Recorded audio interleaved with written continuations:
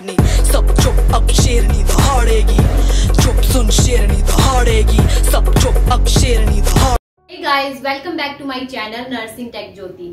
So पीछे हमने क्या पढ़ा था, निमोनिया एंड द निमोथोरेक्स। So आज मैं स्टार्ट करने जा रही हूँ COPD के बारे में और एक छोटी सी disease condition that is the flail chest। So now question is arise, what is the COPD and what is the full form of COPD?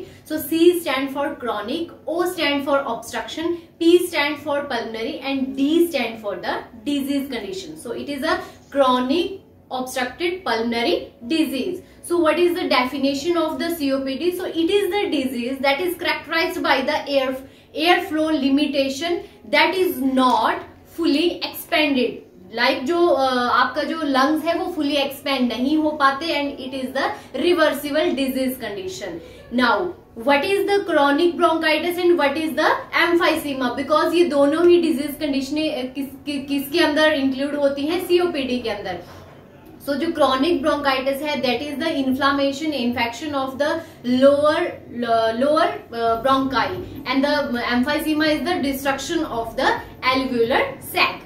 So this is the picture of the normal airway and this is the picture of the COPD patient। Now comes on the causes and the risk factor related to the COPD। So most common जो इसका cause रहता है that is the smoking कोई सी भी हो सकती है, active smoking and the passive smoking. Next one is the occupational exposure में अगर बहुत ज्यादा वहां पे गैसेस यूज हो रही है, उसका स्मोक आ रहा हो, तो उसके थ्रू भी वहां पे सीओपीडी हो सकता है। And the next one is the genetic condition. Genetic condition में मैंने आपको बताया था एंटी अल्फा 1 ट्रिप्सिन जो प्रोटीन है अगर उसकी डेफिशिएंसी है तो वहां पे रेस्पिरेटरी प्रॉब्लम देखने को मिल सकती है। Next one is the sign and symptom related to the COPD. So there are mainly 3 classical sign for the COPD. First one is the cough, बहुत ज्यादा वहां पे कफ प्रोडक्शन होगा।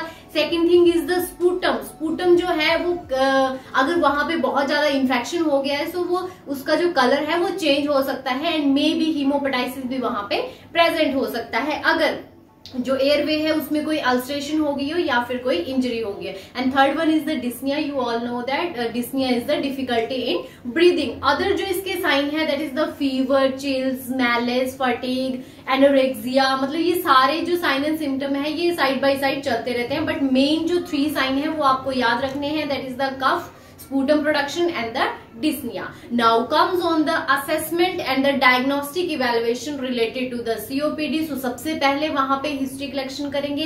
हिस्ट्री टेकिंग में हम क्या क्या चीजें वहां पे पूछेंगे, present medical history, past medical history. Past में आप ये चीजें पूछ सकते हो कि आपको कोई रेस्पिरेटरी डिजीज कंडीशन तो नहीं था, फॉर एग्जाम्पल एस्थमा और एनी एम्फाइसीमा और क्रॉनिक ब्रोंकाइटिस, बिकॉज मैंने आपको बताया ये दोनों कंडीशनें आपकी सीओपीडी में देखने को मिलती हैं। और क्या हिस्ट्री कलेक्शन करोगे, जेनेटिक का मैंने बताया कॉज रह सकता है जिसमें जो अल्फा एंटी 1 ट्रिप्सिन जो प्रोटीन है उसकी डेफिशिएंसी हो जाती है, सो वहां पे आप जेनेटिक काउंसलिंग के थ्रू या फिर जेनेटिक स्क्रीनिंग भी करोगे। नेक्स्ट वन इज द वहां पे chest x-ray, PFT, pulmonary function test, spirometry and also the CT scan वहां पे परफॉर्म कर सकते हो। नाउ जो मोस्ट कॉमन जो इसका डायग्नोस्टिक इवेल्युएशन है that is the ABG. ABG means arterial blood gases.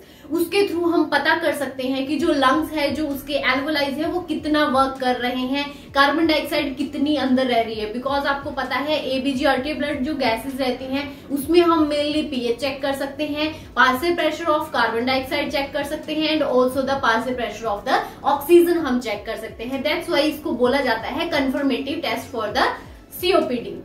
Next one is the complication related to COPD. So अगर किसी को सीओपीडी की कंडीशन हो गई है पहले, तो उसको क्या क्या वहां पे हो सकता है, निमोथोरेक्स, निमोनिया वहां पे हो सकता है, रेस्पिरेटरी फेलियर। रेस्पिरेटरी फेलियर कैसे होगा कि मैंने आपको बताया क्रॉनिक ऑब्स्ट्रक्टेड, अगर वो ऑब्स्ट्रक्शन बहुत ही ज्यादा बढ़ जाएगी सो एट द एंड में क्या हो जाएगा, जो रेस्पिरेटरी जो सिस्टम है वो टोटली फेलियर हो जाएगा। Next one is the right side heart failure. Right side heart failure में जो मेनली साइन एंड सिम्टम है वो आपके सिस्टमेटिक साइन एंड सिम्टम वहां पे शो होते हैं, for example splenomegaly, hepatomegaly and also the jugular vein distension. So next one is the नीमोथोरेक्स। नीमोथोरेक्स मैंने आपको पहले ही डिजीज कंडीशन पढ़ाई है, that is the air field हो जाती है आपकी प्लूरल स्पेस में। सो ये सारी क्या थी, complication related to COPD. Next one is the what is the management. बहुत ही ज्यादा इंपॉर्टेंट जो COPD का पार्ट रहता है that is the nursing management और normal medical management related to the COPD. So सबसे पहले आपको ये पता होना चाहिए कि COPD के मैनेजमेंट के जो ऑब्जेक्टिव है वो क्या क्या है. सो सबसे पहले आप क्या करोगे, वहां पे जो स्मोकिंग है उसको स्टॉप करोगे, रिलीव करोगे जितने भी सिम्टम्स है, प्रिवेंट करोगे जितनी भी डिजीज जो उसके सिस्टमेटिक जो डिसफंक्शनिंग हो रही है उसको आप रिड्यूस करोगे, प्रिवेंट करोगे एनी कॉम्प्लिकेशन, जो कि मैंने आपको सारी कॉम्प्लिकेशन डिस्कस कर ली. Next one is the medical management for the COPD. So medical management में आप सबसे पहले वहां पे दोगे ब्रोंकियोडायलेटर. ब्रोंकियोडायलेटर क्यों देंगे, बिकॉज जो ब्रोंकियोल है वो बहुत ज्यादा कॉन्स्ट्रिक्ट हो गए हैं, सो वहां पे हम ब्रोंकियोडायलेटर देंगे. Second one is the MDI. MDI जो मेनली अस्थमा में भी यूज किया जाता है और COPD में भी. सो MDI की फुल फॉर्म रहती है मिडल डोज इनहेलर. आपने देखा होगा बहुत सारे जो रेस्पिरेटरी प्रॉब्लम से जो भी पेशेंट होते हैं वो मेनली एक पाउच जैसा अपने पास रखते हैं जिसको हम बोलते हैं मिडल डोज इनहेलर. उसके साथ एक स्पेसर जुड़ा होता है जिसका मेन पर्पस रहता है कि जितनी भी डॉक्टर ने प्रिस्क्राइब की है उसको डोज उसके थ्रू उतनी ही उसके माउथ में इनहेल होगी. Next one is the influenza vaccine and pneumococcal vaccine. Every कितने ईयर्स में देनी चाहिए, 5 to 7 ईयर्स के गैप में वो ले लेनी चाहिए, बिकॉज न्यूमोकोकल वैक्सीन अगर नहीं ली होगी तो वहां पे न्यूमोनिया बार बार होगा. इन्फ्लुएंजा वैक्सीन नहीं ली होगी, इन्फ्लुएंजा क्या है, एक वायरल डिजीज कंडीशन है, सो वहां पे रेस्पिरेटरी प्रॉब्लम बढ़ती रहेगी. सो ये सारी क्या थी, medical management related to COPD. Other management में या फिर आप बोल सकते हो जो नर्सिंग मैनेजमेंट है, नर्सिंग असेसमेंट है, उसमें आप क्या क्या चीजें करोगे. सो सबसे पहले मैंने इसका मोस्ट कॉमन जो कॉज बताया था दैट इज द स्मोकिंग. सो वहां पे क्या करना है, स्टॉप करनी है smoking. Second one is the increase the fluid intake. जितना भी पानी है उसको बोलना है पीने के लिए, बिकॉज उसके थ्रू क्या होगा जो कफ है वो उसका अच्छे से एक्सप्लोर आउट हो जाएगा. मेनली हमने 4 to 5 लीटर पर डे उसको पानी पीने के लिए बोलना है. डीप ब्रीदिंग एक्सरसाइज के लिए बोलना है. कंफर्टेबल पोजीशन देनी है. मेनली जिसको रेस्पिरेटरी प्रॉब्लम रहती है उनको सेमी फाउलर और प्रॉपर पोजीशन या फिर हाई फाउलर पोजीशंस देते हैं. Avoid over crowded place. Over crowded place क्यों हमने अवॉइड करने हैं, बिकॉज जो COPD है उसमें जो पेशेंट की जो इम्यूनिटी है वो बहुत ज्यादा वीक हो जाती है. अगर वो बहुत ज्यादा क्राउड में जाएगा और क्राउड में कोई अदर डिजीज कंडीशन का पेशेंट होगा, कम्युनिकेबल डिजीज कंडीशन का पेशेंट होगा, तो उसको वो जल्दी से हो सकती है. And next one is the oxygen therapy. So main जो पार्ट है that is the oxygen therapy. Oxygen therapy में मेनली जो O2 ऑक्सीजन का जो फ्लो रेट रहता है that is the 1 to 2 litre.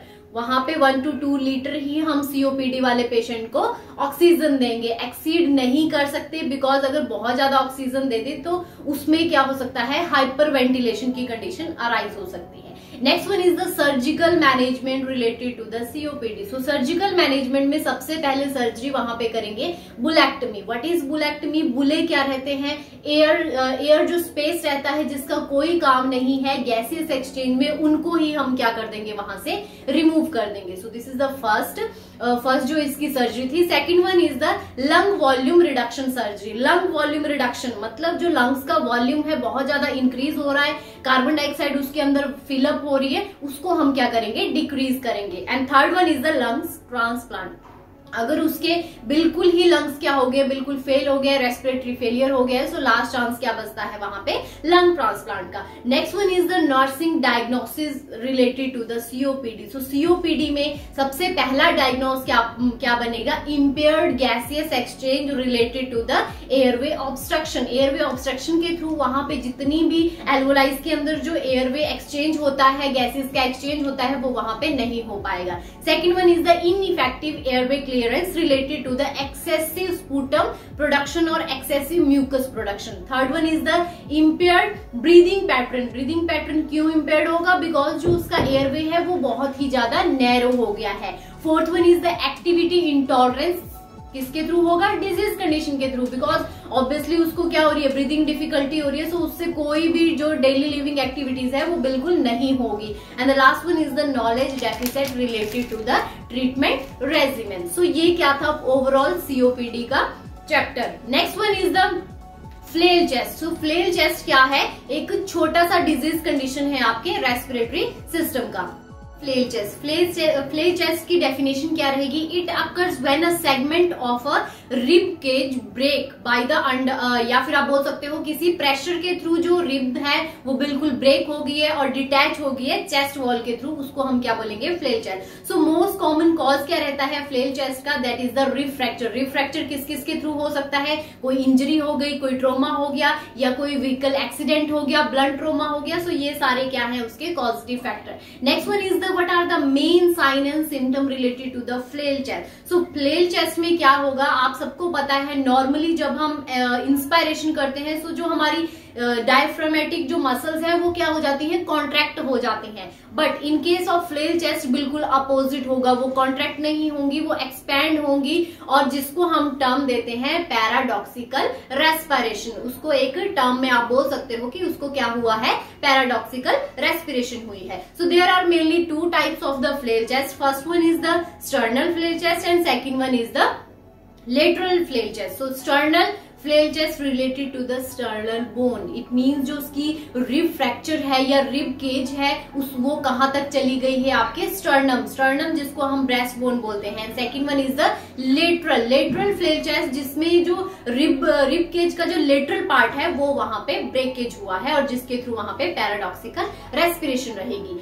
Next one is the complication. Complication क्या क्या हो सकती हैं फ्लेल चेस्ट की? सो फ्लेल चेस्ट में मैंने आपको बताया रिब्स बिल्कुल ब्रेक हो गई हैं, सो उसमें नीमोथोरैक्स हो सकता है, एयर फिल हो सकती है। सेकंड वन इज द हीमोथोरैक्स, अगर वहां पे मसल्स जो टिश्यू हैं सराउंडिंग के वो सारे क्या हो गए हैं? ब्रेक हो गए हैं, सो वहां पे हीमोथोरैक्स देखने को मिलेगा। Next one is the mediastinal shift, या फिर जिसको हम बोलते हैं मीडियास्टाइनल फ्लटर। जो मीडियास्टाइनम जो स्पेस है वो बिल्कुल ही वहां पे अलग हो जाएगा। Now comes on the diagnostic evaluation for the flail chest. So flail chest के लिए आप नॉर्मली वहां पे चेस्ट एक्सरे और सीटी स्कैन कर सकते हो, आपको प्रॉपर्ली दिख जाएगा कि कौन कौन सी रिब्स वहां पे ब्रेक हुई हैं।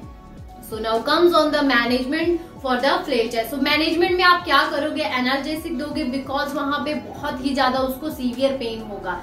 नेक्स्ट वन इज द इंटूबेशन और वेंटिलेशन आप दे सकते हो इन केस अगर जो पेशेंट है वो बिल्कुल ही अनकॉन्शियस हो गया है, उसको ब्रीदिंग नहीं हो रही है, एयरवे उसका ऑब्स्ट्रक्ट हो गया है, सो वहां पे आप क्या करोगे? इंटूबेट करोगे पेशेंट को। Next one is the chest tube insertion. Chest tube insertion क्यों करेंगे? In case of pneumothorax and the hemothorax, because वहां पे एयर फिल हो गई है, ब्लड कलेक्शन हो गया है, सो उस केस में आप क्या करोगे? एक ट्यूब इंसर्ट करके जितनी भी एयर है, जितना भी ब्लड है, उसको एक्सप्लोर आउट करेंगे। And the last one is the rib fracture fixation. अगर वहां पे जितनी भी रिब्स हैं वो बहुत ज्यादा फ्रैक्चर हो गई हैं, तो उनको क्या करना है? फिक्स करना है। सो ये क्या थी डिजीज कंडीशन आज की, COPD and the flail chest. Very important. If you like my video, please like, share with your friends, subscribe my channel and press the bell icon too.